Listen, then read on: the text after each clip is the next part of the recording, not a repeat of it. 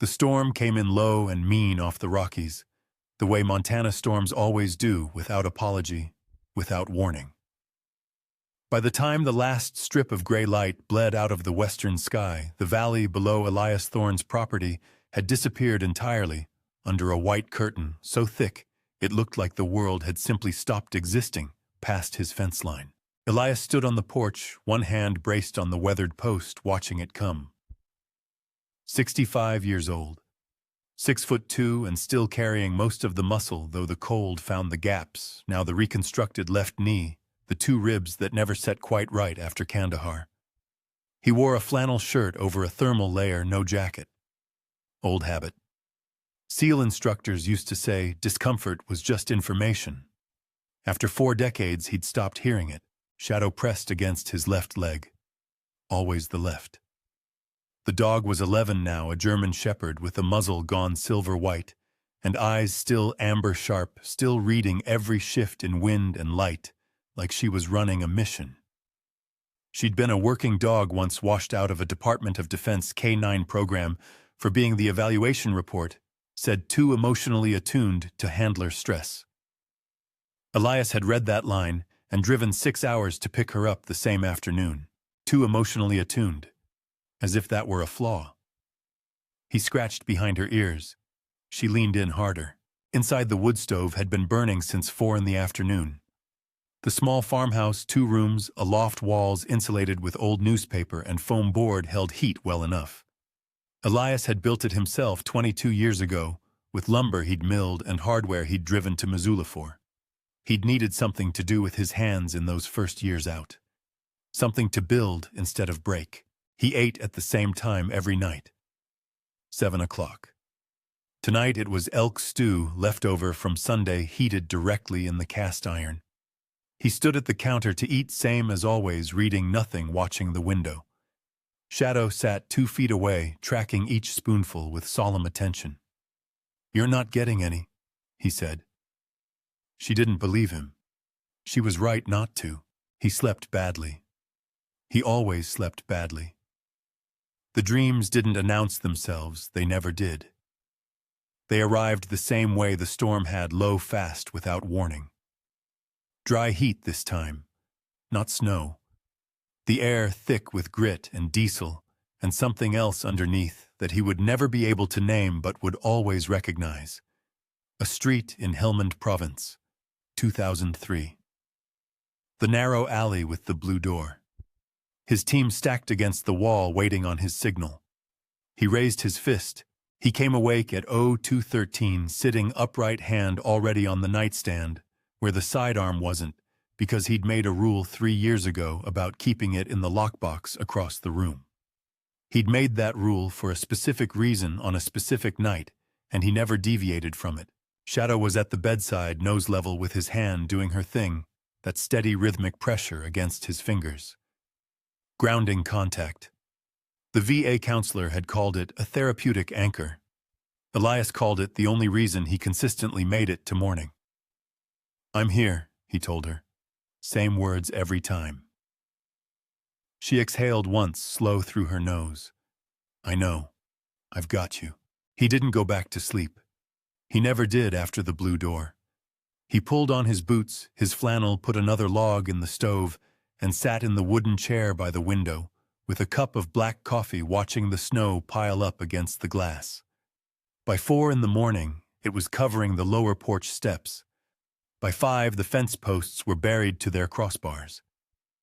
He was on his second cup when Shadow went still. Not the gradual alerting she did when deer moved through the tree line. This was different. Her entire body locked, head dropped, hackles up, weight shifted forward onto her front legs. The amber eyes fixed on the far wall, specifically on the section of floor beneath the porch side window. "What is it?" She moved to the wall, sniffed along the baseboard, pawed at the floor once. Then again, harder, her nails catching on something, a gap, a seam in the old planking. She'd never done this before. In 11 years of living in this house, she had never once paid attention to that section of floor.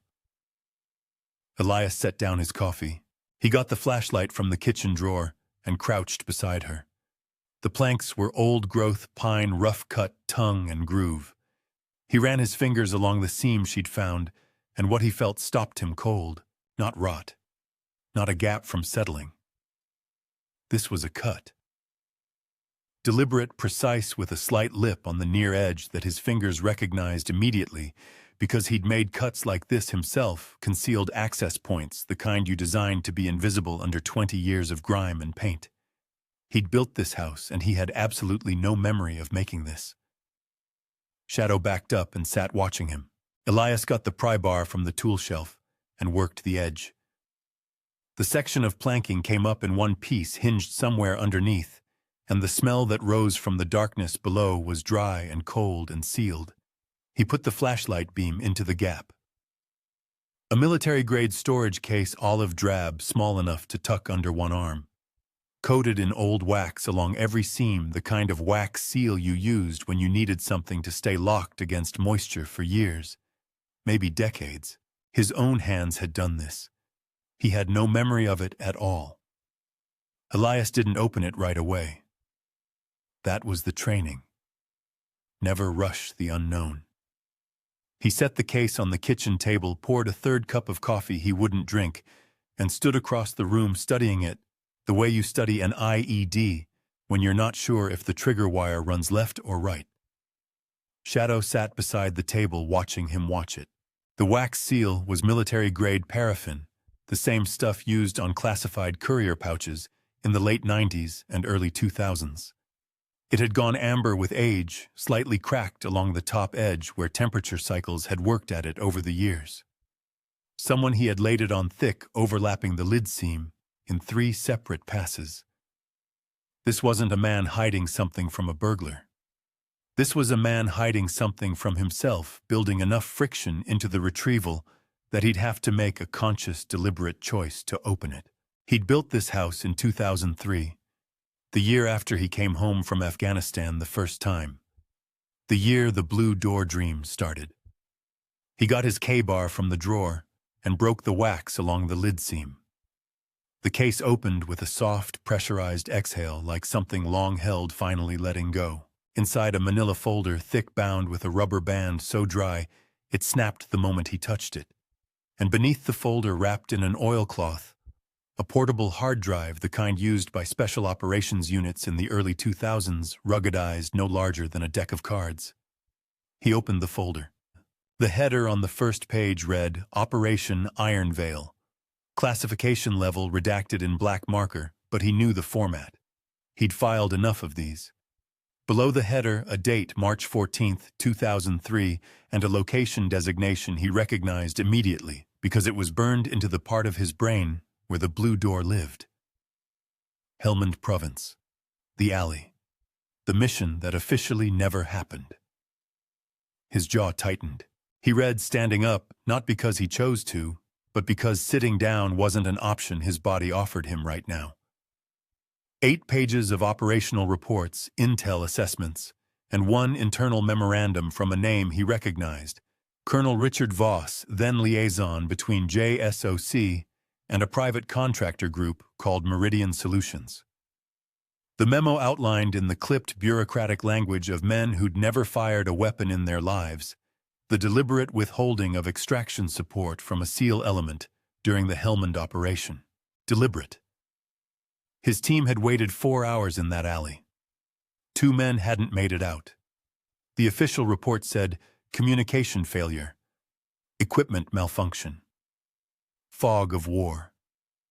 What he was holding said something different. What he was holding said Meridian Solutions had a financial interest in the target that his team had been sent to neutralize, and Richard Voss had made a phone call that delayed air support long enough to let that interest survive. 2 of his men had died for a private contractor's balance sheet.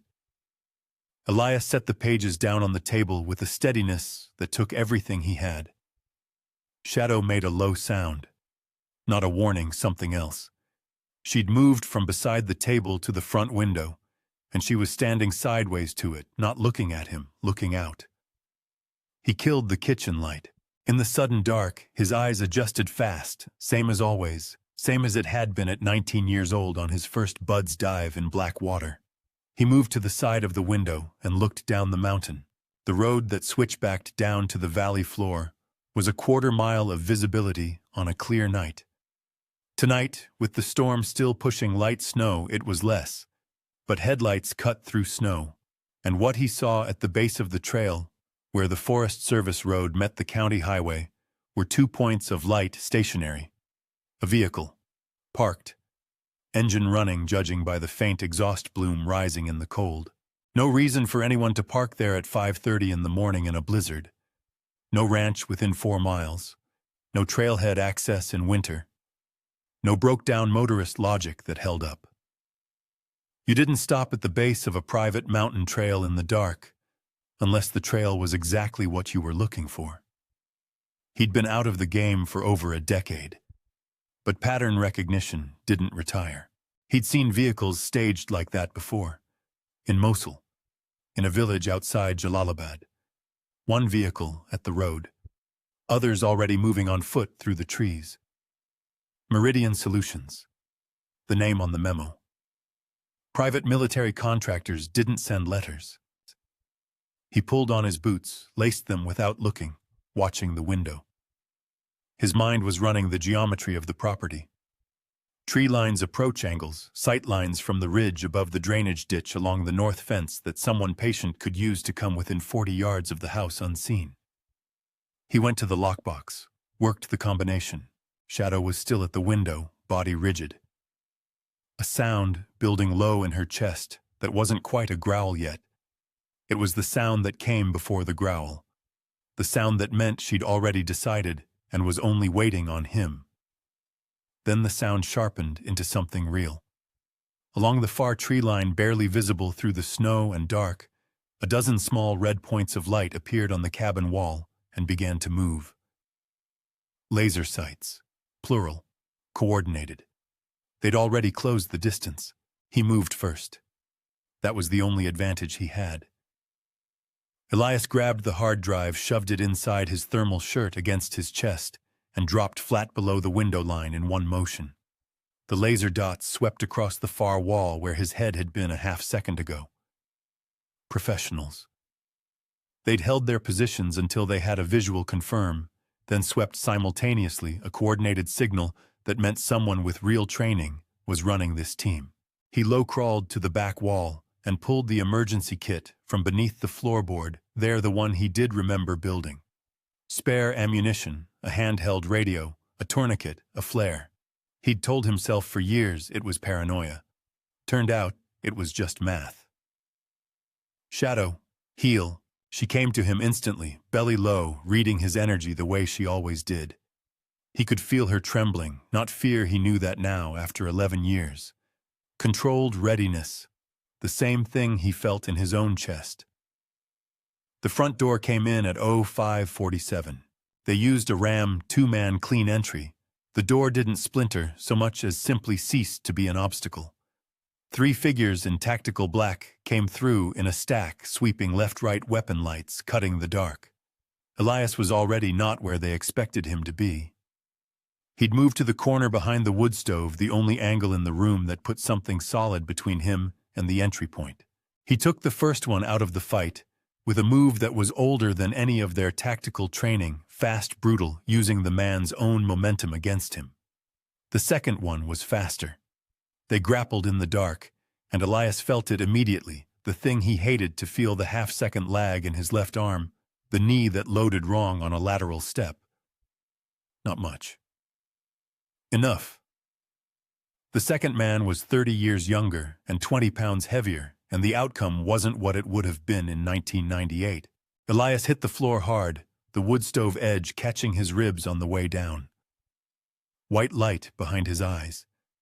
The weight of the man on top of him pinning his weapon arm, and suddenly the room filled with the others, coming through the back entry he hadn't had time to cover. He was outnumbered 5-1 and running out of floor. Then Shadow moved.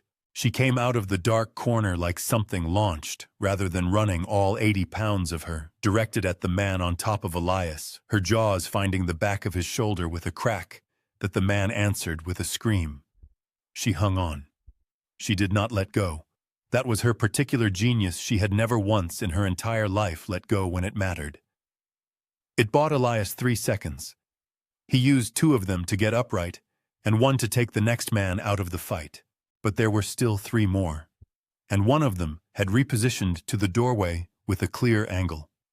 A single shot. Shadow yelped a sound Elias had never heard from her in 11 years, high and short and terrible, and she went down into the snow that had drifted through the open door, her hindquarters folding under her. She tried to get up.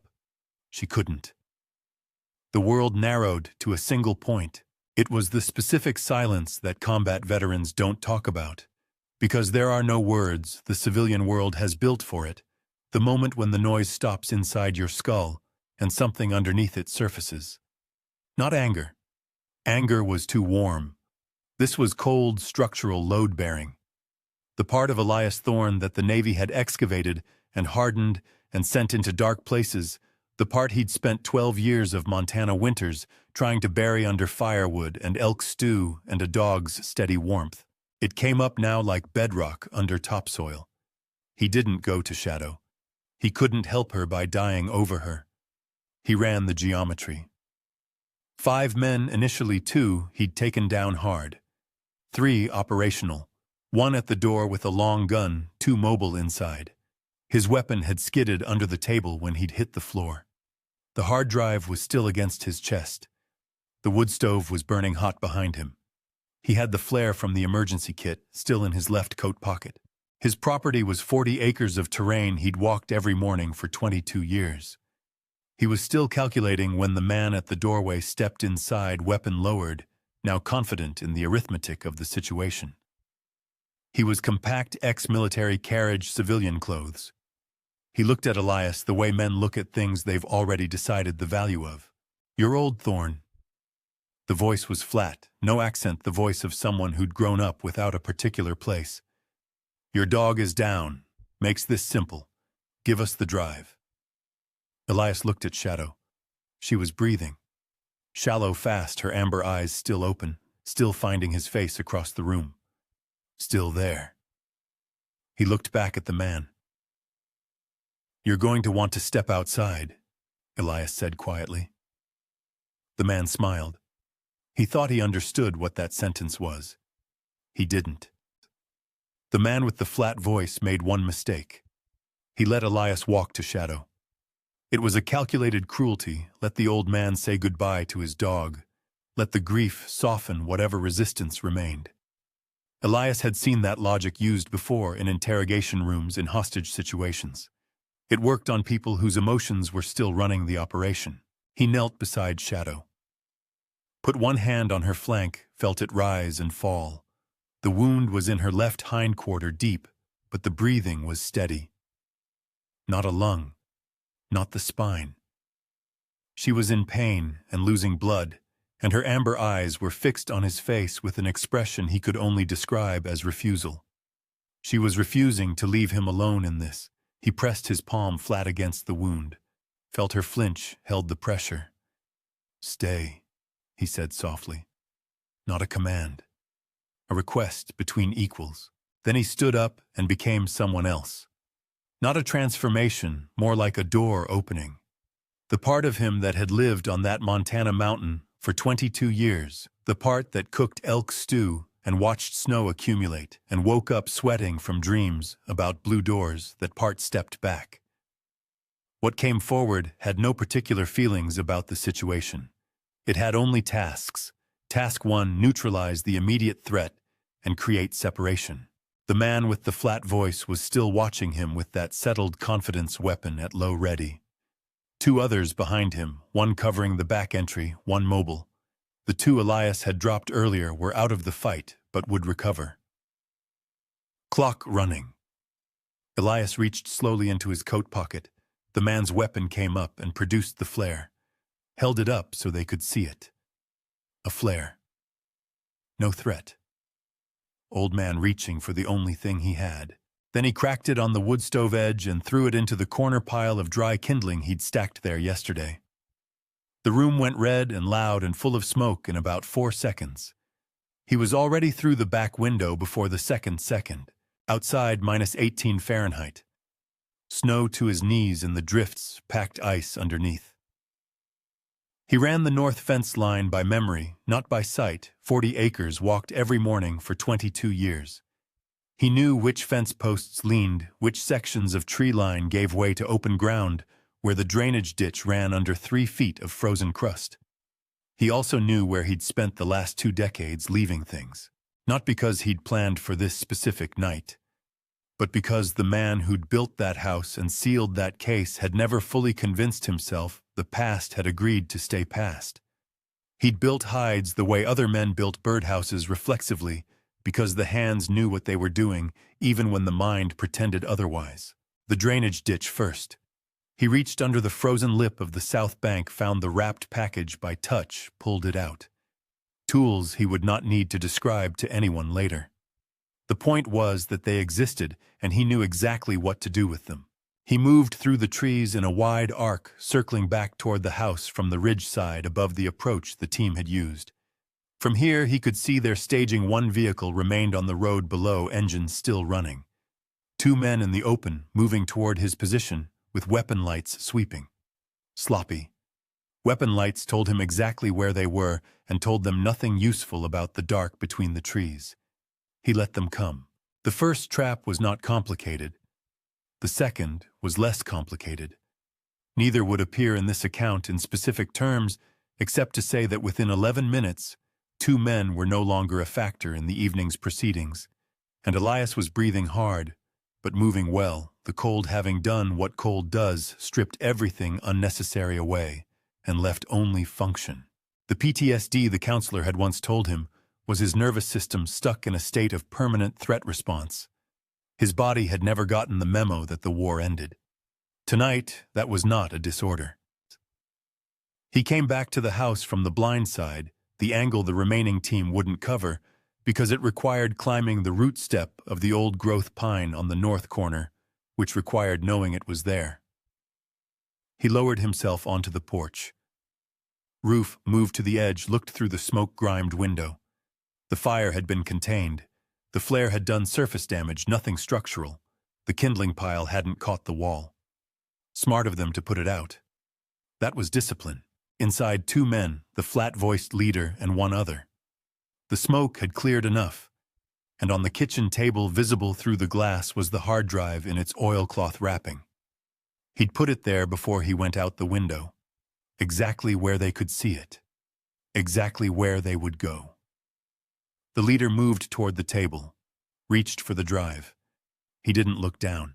He didn't see the tripwire at ankle-height fishing line, nearly invisible, running from the table leg to the back of the wood stove's draft lever, which Elias had rigged to the compressed air canister from the shop shelf, the one he used to winterize the water lines every November. Not a weapon. A very loud, very disorienting surprise. The leader's hand closed around the hard drive. Elias had already moved to the front door. The canister went off like a flashbang made of winter. Compressed air at 140 psi. Stored cold, releasing into a confined space. It wasn't. Fire wasn't fragmentation, but inside a small farmhouse at 6 in the morning, it was enough to send a man off his feet and put the other one into the doorframe hard enough to matter. Elias came through the front door in the same breath, low and fast, the way the instructors at Coronado had drilled into him so many thousands of times that the motion lived in his spine rather than his brain. The second man was down, dazed, not dangerous for the next 30 seconds. Elias made sure of that efficiently and without ceremony and moved on. The leader was already recovering. That told Elias something important. The man's vestibular system was good, his pain tolerance was high, and he'd been through enough threshold events that his body knew how to find the floor and get off it fast. Not a contractor hired off a roster. Someone with real history. He stood in the wreckage of the kitchen, the hard drive still in his right hand, and he looked at Elias across 6 feet of smoke-hazed air. And Elias recognized him. It took 2 full seconds, which was a long time. 20 years of age had done its work, the jaw heavier, the hair gone a scar along the left temple that hadn't been there before. But the eyes were the same. the eyes of a man who had always believed the arithmetic of any situation entitled him to make the decision. Colonel Richard Voss. Except he wasn't a colonel anymore. The memo in the folder had listed a civilian address. Meridian Solutions, Executive Operations Director. 20 years. 2 dead men in a Helmand alley. And Voss had apparently decided that a sealed case buried under a Montana porch floor was worth another operation. "You read the file," Voss said. "Not a question." "I wrote half of it," Elias said. Something moved behind Voss's eyes. A recalculation. He still had the drive in his hand, and he was still running his math the way he always had, the way that had made him valuable to the people above him and lethal to the people below him. "You understand what's on this," Voss said. "You know what happens if it gets out. The names on those authorizations, these aren't middle management, Thorne. These are people who are still, I know who they are. Then you know this ends one of 2 ways." "It ends one way," Elias said. "Give me the drive." Voss moved fast for a man his age. Elias had expected that. What he hadn't fully accounted for was the backup piece ankle holster small frame, the kind of weapon a man carried when he wanted people to underestimate his options. Voss cleared it smoothly, and for a half second, the geometry of the room was genuinely unfavorable. Then, from the porch, a sound, low, effortful. The specific sound of an animal doing something its body was telling it not to do. Shadow came through the open front door on 3 legs, her left hindquarter wrapped in the pressure bandage Elias had applied. Before going out the window, he'd taken 40 seconds to do it. 40 seconds he'd calculated he could spend. She was pale around the muzzle, and her eyes were not fully focused, and she should not have been upright. She crossed the threshold, found Voss by instinct, or by scent, or by whatever it was she used, that no evaluation report had ever adequately explained, and she bit down on his weapon hand with everything she had left.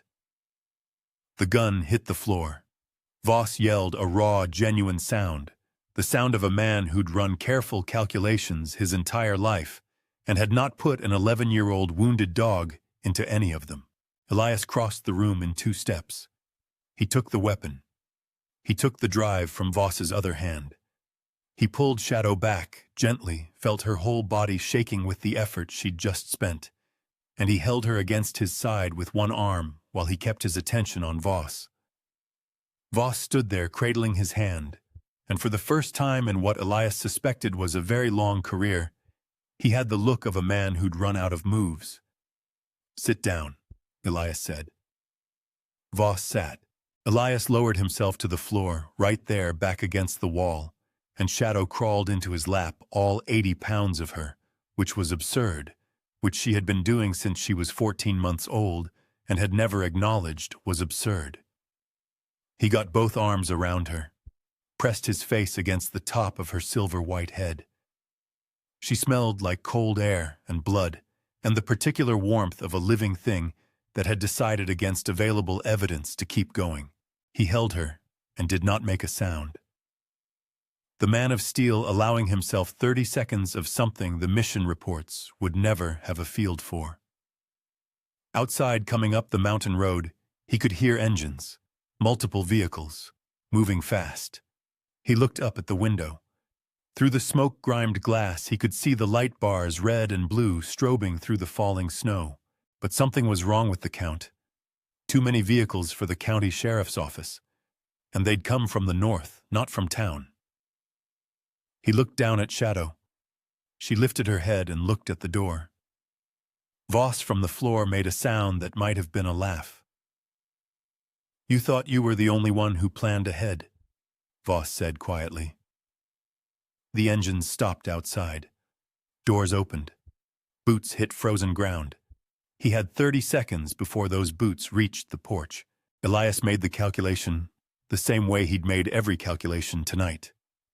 Not with hope, not with fear, but with the cold clarity of a man who had nothing left to lose except the one thing still breathing against his chest. He got Shadow into his arms, all 80 pounds of her, and he went out the back window for the second time that night. Voss shouted something behind him. He didn't listen to what. The forest took them in. Moving through deep snow with a wounded dog was not a thing the body did easily at 65, not after a night that had already taken everything the body had to give. His ribs screamed where the wood stove edge had caught him. His left knee loaded wrong on every downhill step. Shadow was too heavy and too hurt to walk fast, and too stubborn to stop trying, her 3 good legs working in rhythm with his stride, her breath coming in small white clouds against the dark. He talked to her while they moved. Quietly, continuously, the way he talked to her on bad nights when the blue door came back. Not words that meant anything specific. Just the sound of his voice, steady, telling her he was there, telling her they were okay, telling her it wasn't much farther. The relay station was 900 yards up the ridgeline, a Forest Service signal repeater that had been decommissioned in 2019 and never physically removed. Elias had found it on his morning walks 4 years ago and had noted it the way he noted everything on his property, as a feature of terrain that might one day matter. He'd run a wire from it to a second-hand router bought cash in Missoula, tucked into a weatherproof box at the base of the tower. A dead drop that connected to exactly one thing, a cloud storage account registered to a name that had not been his since 2004. He'd built it 3 years ago on a Sunday in October, while telling himself it was a project, keeping the hands busy. The way he'd told himself that about the house, about the hidden case, about the emergency kit under the floorboard. His hands had always known what his mind was trying not to. They reached the tower at 6:41. First gray light beginning to separate the tree line from the sky. Shadow lay down in the snow at his feet and put her head on her front paws and watched him work with those amber eyes that had never once looked at him with anything except complete unconditional presence. He plugged the drive in, watched the upload bar on the small screen. Below, he could hear them searching. Flashlight beams cut through the trees, downslope voices calling to each other in the clipped cadence of people who were organized, but working in unfamiliar terrain in the dark. They'd find the ridge eventually. The question was whether eventually was soon enough. The upload hit 60%. He sat beside Shadow, put his hand on her flank, felt it rise and fall. Almost, he told her. She exhaled through her nose, the same sound she made every night when he finally settled into the chair and she could stop monitoring and rest. The sound that meant, "I knew you'd be okay. I was just making sure." 75%. The voices downslope were getting directional now. Someone with real tracking experience had found their trail in the snow. Elias looked at the tree line above, calculated angles, calculated time. 90%. A beam swept the base of the tower. Held there. 100. He pulled the drive, pocketed. It stood up with Shadow in his arms, before she could try to stand herself, and stepped into the open with his hands visible. "Federal agents, don't move." He didn't move. What followed was loud and cold, and involved a great many people with weapons and credentials, and Elias answered every question with the same 3 words until they brought someone with the authority to actually listen, check the upload. They did. It took 4 hours. He spent them in the back of a government vehicle with Shadow across his lap, and a field medic who'd done what could be done for her wound, and kept saying she needed a surgeon, and Elias kept saying he knew that, and they both waited. At 1100 hours, a woman in a dark coat and no insignia opened the vehicle door, looked at him for a long moment, and said, "Voss is in custody. So are the others. All of them." She paused. "We've been building a case for 2 years. We needed the original documentation." Another pause. "We didn't know where to look." "It was under my porch," Elias said. She almost smiled. "We're going to need your full debrief." "After," he said. She looked at Shadow, nodded once. "After." The veterinary clinic in Whitefish was a 40-minute drive through country that looked in the morning light like it had no memory of the night before. Snow on the peaks, sun cutting hard through cold air, The kind of January morning that reminded you the world had no interest in your particular situation and would be beautiful regardless. Shadow came through surgery at 3 in the afternoon. Elias sat in a plastic chair in the recovery room and held her paw, her actual paw, gray-padded, worn smooth from 11 years of Montana ground, and said nothing. There was nothing to say that the grip didn't already cover. She opened her eyes, found his face. Her tail moved once against the table. Slow, certain enough. Outside, the sun was already lower, the shadows long and blue across the snow. Another Montana evening coming in. He'd need to find somewhere to sleep tonight. The house would need work. His ribs needed imaging. There were debriefs and statements and the long institutional machinery of accountability that would grind forward now, whether he participated or not. All of that was true, and also Shadow was breathing, and he was sitting next to her. And for the first time in 22 years, the thing he'd buried under the porch floor was out of the ground and in the light where it belonged, and there was nothing left in the dark that was waiting for him. He stayed until the clinic staff asked him gently to let her sleep. He told her he'd be back in the morning. He meant it in a way he hadn't meant anything in a very long time. On the wall behind the reception desk, someone had taped up a hand-lettered quote. The kind of thing you see in places where people bring the animals they love and sit in plastic chairs and wait to find out if love is enough. A soldier never truly comes home until he has something worth coming home to. Elias read it once, put on his coat, walked out into the cold, clean air. For the first time in 22 years, he knew exactly where he was going.